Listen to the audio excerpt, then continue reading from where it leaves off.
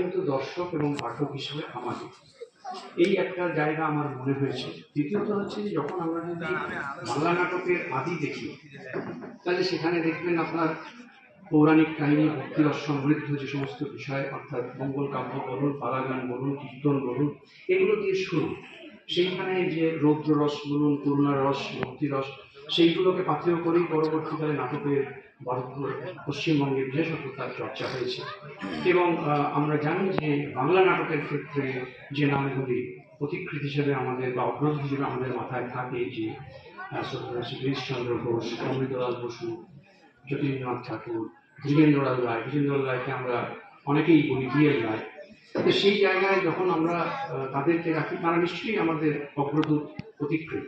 কিন্তু একটা সময় ঔপনিবেশিক শাসনে ব্রিটিশদের যখন আমাদের নাট্য চর্চা শুরু হয়, তখন কিন্তু ঔপনিবেশিক শাসনের যে ধারাটা, তাতে করে ব্রিটিশদের প্রভাবে সেই নাট্যচর্চা কিছুটা অবগুণ্ঠনে চলে গেছিল।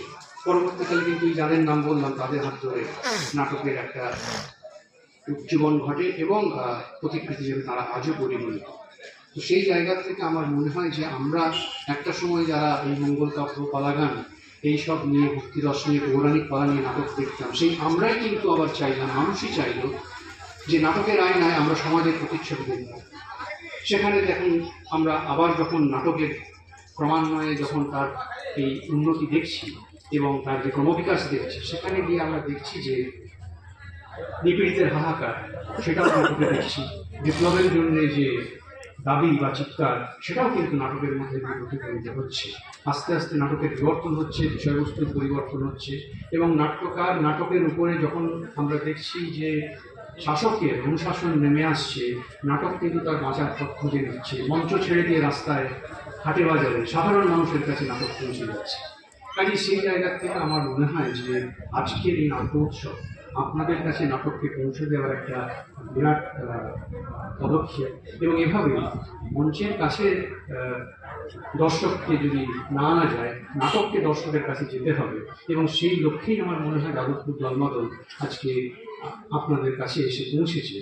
এবং আমার যেটা মনে হয়, শেষ করবো এই কথাটা বলে, যে আমরা বাঁকুড়ায় যে যে সংস্কৃতি, নাটকের মধ্যে দিয়ে সেই লোক সংস্কৃতির প্রতিফলন ঘটুক। বাঁকুড়ায় যারা নাট্যচর্চা করছেন, নাট্যদল আছেন, আমরা লোক সংস্কৃতির দিক থেকে বাঁকুড়ায় অত্যন্ত বলতে পারেন যে আমাদের যে ঐতিহ্য, সেটা অত্যন্ত একটা রিচ ট্রেডিশন যদি আমি নিজেতে বলি।